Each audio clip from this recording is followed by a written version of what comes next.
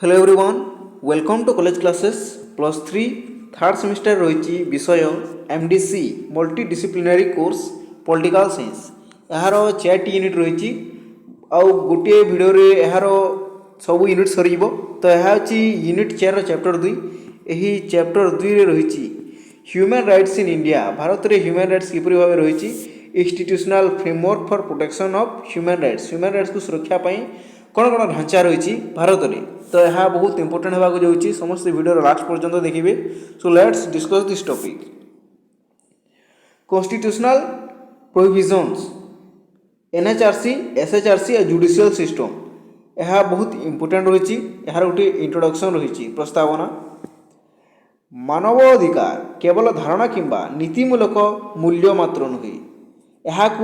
कार्य करने एक मजबूत संस्थागत ढांचा आवश्यक रही भारतर मानव अधिकार सुरक्षा विभिन्न गुड़िक संस्था गुड़िक रही विभिन्न व्यवस्था रही यही मानव अधिकार धारणा किंबा नीतिमूलक मात्र नुहे यह केवल नीति नुहे यह कार्यकारी करने गोटे संस्था जो व्यवस्था थाए ताहा भारत में रही गुड़िक होची जातीय मानव अधिकार आयोग नेशनल ह्यूमन राइट कमिशन राज्य मानव अधिकार आयोग स्टेट ह्यूमन राइट काउंसिल न्यायालय और न्यायिक सक्रियता जुडिशियल एक्टिविज्म रही यही समस्त अंग मिसी भारत में मानव अधिकार को आईनगत सामाजिक और व्यवहारिक सुरक्षा प्रदान करछंती यही एनएचआरसी एचएसआरसी और जुडिशियल एक्टिविज्म कौन कर सब अंग जो रही मिसी भारतर जो रही अधिकार को आईनगत करछंती समस्त लोक मान किपरि मिलिबो सामाजिक भाव में और व्यवहारिक सुरक्षा जो सब राइट्स गुड़िक रही किपरि सुरक्षा प्रदान करुची रही। प्रथम पॉइंट हूँ सांविधानिक व्यवस्था कॉन्स्टिट्यूशनल प्रोविजन्स भारतीय संविधान और मानव अधिकार कौन रही भारतीय संविधान रे भारतीय संविधान को मानव अधिकार मूल दलिल बोली कह जाए यही मानव अधिकार जो रही यह संविधान सब वर्णना कराई यह नागरिकों को केवल अधिकार नुहे सेगुड़ी रक्षा करने आईनगत व्यवस्था प्रदान कर समस्त जो अधिकार गुड़िक मिली ताहा केवल मिलिले हेबो नहीं ताहार सुरक्षा किपरि हेबो ताहा पई ए संविधान विभिन्न न्याय व्यवस्था रखिछि जेपरि आमे धरि परिबा राइट टू एजुकेशन गोटे बालक पढ़ी पारिबो से 6 ରୁ 14 वर्ष पर्यंत तार बाध्यतामूलक शिक्षा किंतु ताहा सुरक्षा करबा पई नियम रहिछि। द्वितीयटी है मौलिक अधिकार फंडामेंटल राइट्स भारतीय संविधान रो पार्ट 3 यह इंपोर्टेंट क्वेश्चन 1 मार्क क्वेश्चन आसीपे आर्टिकल 12 ରୁ 35 यह 1 मार्क क्वेश्चन आसीपे रे मौलिक अधिकार उल्लेख रही जहाँ मानव अधिकार रो सबुठु शक्तिशाली रूप भारतीय संविधान रो तृतीय भागर आर्टिकल 12 ରୁ 35 पर्यंत यही फंडामेंटल राइट्स गुड़िक रही यही प्रमुख मौलिक अधिकार गुड़िक होइछि समानतार अधिकार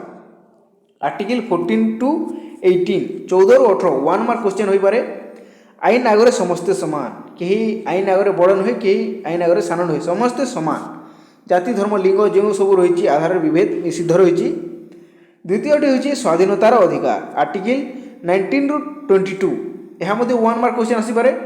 मतामत प्रकाश करिपारिबा कौन सी आमर निजर मत उपस्थापन करिपारिबा जीवन और व्यक्तिगत स्वाधीनता रही स्वाधीनतार अधिकार रे आउ प्रथमटी थिला समतार अधिकार। नेक्स्ट हूँ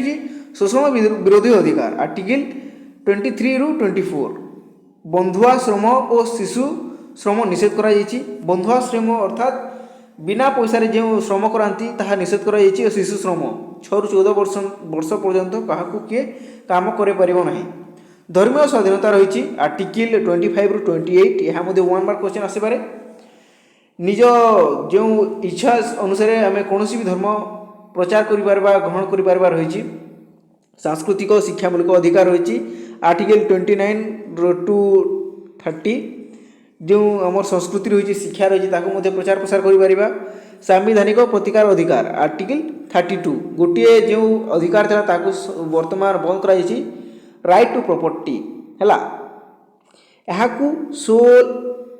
heart and soul of constitution बोली कह जाए यह किए कहते B.R. आंबेडकर कहते आर्टिकल 32 यह 1 मार्क क्वेश्चन आसीपे heart and soul of constitution article 32 राज्य नीति निर्देशक सिद्धांत डीपीएसपी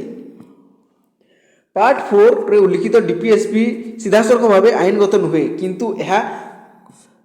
किंतु यह माने कौन मानी थे सामाजिक न्याय आर्थिक समता मर्यादापूर्ण जीवन राज्य राज्य को पथ प्रदर्शन करते डीपीएसपी समस्त समता आर्थिक समता मर्यादापूर्ण जीवन गोटे डिग्निफुल लाइफ किपरि बंची पारे ताहा वर्णना कराई डीपीएसपी रे मौलिक कर्तव्य रही बहुत इंपोर्टेंट पॉइंट मौलिक कर्तव्य फंडामेंटल ड्यूटीज आर्टिकल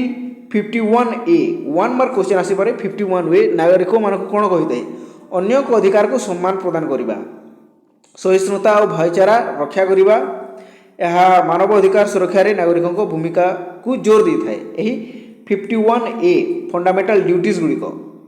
नेक्स्ट हूँ जातीय मानव अधिकार आयोग NHRC national human right council स्थापना होता 1993 मसीहा 1 मार्क क्वेश्चन आसीपे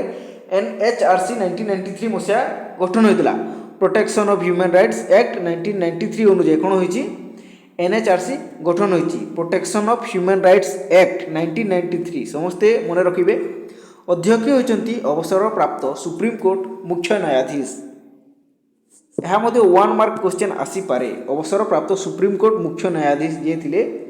सदस्य होती न्यायिक और मानवाधिकार विशेषज्ञ NHRC कार्य कौन रही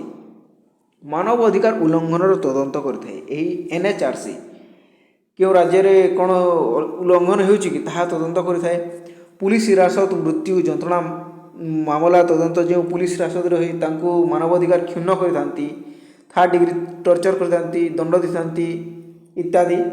सरकार को सुपारिश करता NHRC मानव अधिकार सचेतनता प्रचार करता आईन और नीति उन्नति परामर्श प्रदान करता यही NHRC गुरुत्व कौन रही दुर्बल श्रेणी को सुरक्षा जो मैंने ह्यूमन राइट्स विषय जानी ना से मानक सचेतन कराइबा राज्य द्वारा होता अत्याचार निरीक्षण करवा और मानव अधिकार को जातीय मुद्दा करवा नेशनल लेवल रे